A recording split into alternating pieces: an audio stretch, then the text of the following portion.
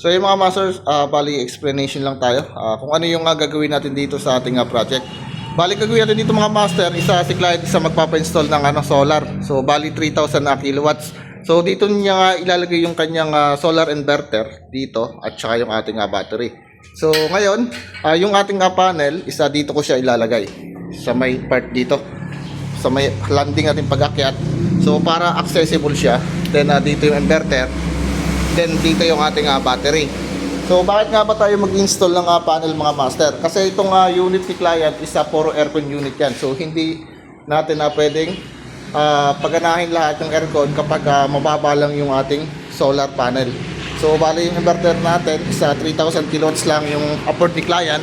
So bali kailangan natin mag-install ng panel para malagyan or masupplyan yung bawat room natin. So ang gagawin lang natin dito, kada room, meron lang tayong isang saksakan tsaka isang ilaw. So parehas sa kabila, isang saksakan, isang ilaw. Tapos dito, isang saksakan tsaka isang ilaw. Tapos ilaw dito sa hallway. Then sa store naman mga master, isa dito. So dito sa store nila, ay bali maglalagay tayo dyan ng saksakan para sa rep. Tapos 4 na ilaw. Okay, so yung 3,000 kilowatts, isa sapat na yun, mapagana yung rep natin. Kaya gagawin natin, isa magse-separate tayo rito ng panel board para po sa kanyang solar. Okay.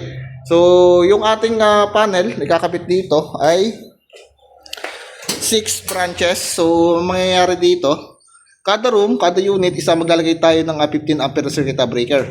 Okay. Para sa isang ilaw tsaka isang saksakan. Then, ang main ko lang dito mga master, isa gagamit lang tayo dito ng 40 ampere. Okay. So, malaki pa naman yung ating 40 ampere sa 3,000 kilowatts natin.